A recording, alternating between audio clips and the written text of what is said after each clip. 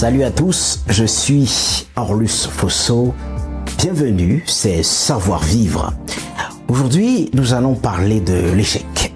Nous allons parler de l'échec, oui, à l'entendre, c'est très surprenant, mais pourtant c'est de ça que nous allons parler. Pourtant, il est important de comprendre que l'échec est une notion très mal acquise dans notre société.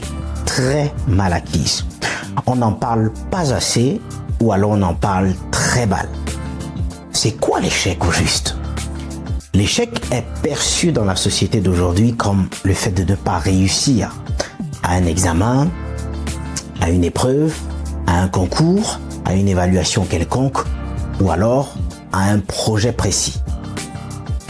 Ce qui se passe, c'est que nous nous sommes, avec le temps, engouffrés dans une sorte de complexe relatif au fait de ne pas atteindre les objectifs. Parce que l'échec, tout simplement, c'est le fait de ne pas atteindre un objectif. Vous échouez quand vous avez pour objectif de tirer une balle dans le goal et vous ratez le goal, vous avez échoué.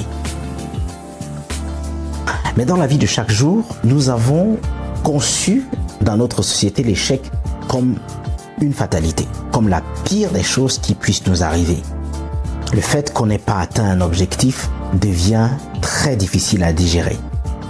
Pas seulement à cause de nous ou alors des projets initiaux que nous avions, mais surtout à cause du regard que la société va désormais porter sur nous.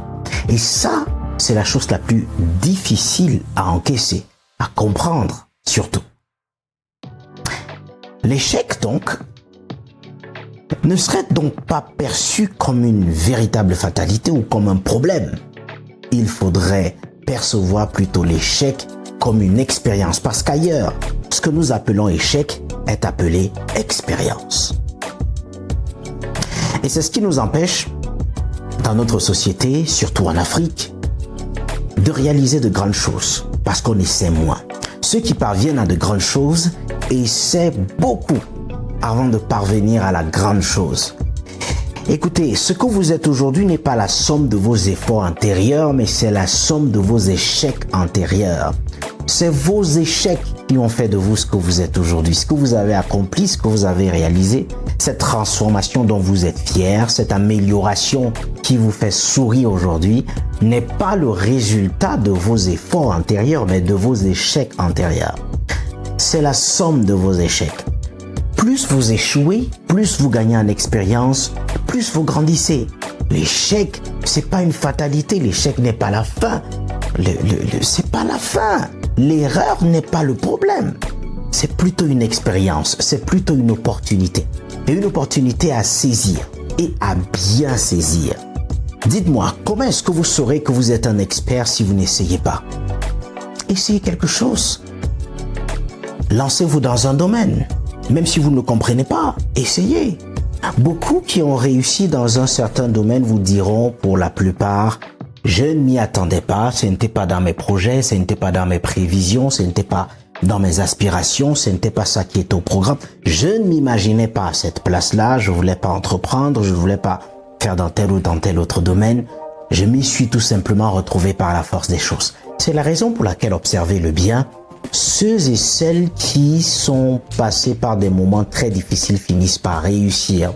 Ce n'est pas une histoire générique qu'on raconte que de voir des personnes toujours raconter « j'ai commencé petit, j'étais dans des moments difficiles ». Ce n'est pas qu'il faut forcément passer par des moments difficiles pour réussir sa vie, parce que d'autres commencent dans des moments difficiles et finissent dans des moments difficiles aussi. C'est juste que la difficulté de la vie, la pauvreté, le manque, force certaines personnes à essayer beaucoup de choses à la fois. Et à force d'essayer, elles finissent par trouver le juste milieu. Elles finissent par trouver exactement leur place dans la société. À force d'essayer. Il essaie dans le transport, il essaie dans le commerce, il essaie dans la formation, il essaie dans divers types de commerce, il essaie dans la technique, dans l'art. Et il finit par trouver sa voie. Pourquoi? Parce qu'au départ, il se dit, je n'ai pas assez de chance, pas autant que les autres, donc il faudrait que j'essaie. Et que j'essaye au maximum. Et dans ces essais, il vous dira qu'il a essuyé un nombre incalculable d'échecs. Je dis bien un nombre incalculable d'échecs.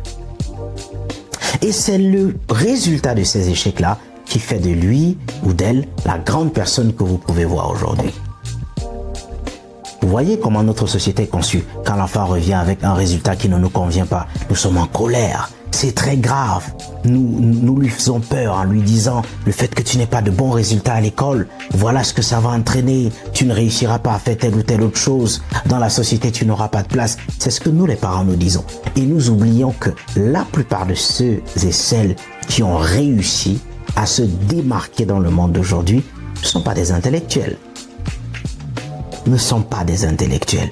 Mais malgré ces expériences, malgré les exploits des sportifs qui deviennent multimilliardaires sans l'école, malgré les exploits des techniciens, des artistes et d'autres personnes qui n'ont réussi que par la force de leur talent, parfois inné, que par la force de leur vocation, malgré toutes ces preuves, nous réussissons encore à frustrer ceux et celles qui n'ont juste pas de bons résultats à l'école. Suis-je en train de dire que nous devons applaudir les résultats médiocres de nos enfants? Non, je suis en train de dire que nous devons équilibrer les choses.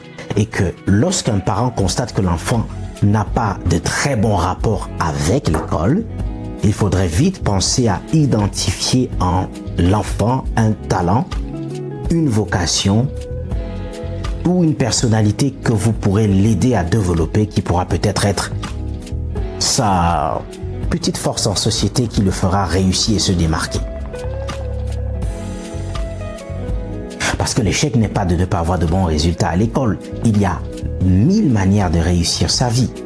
D'autres sont commerçants sans avoir fait de grandes études.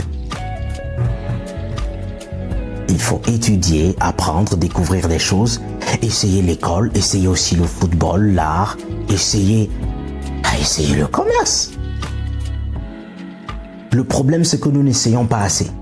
Nous restons figés à la même position.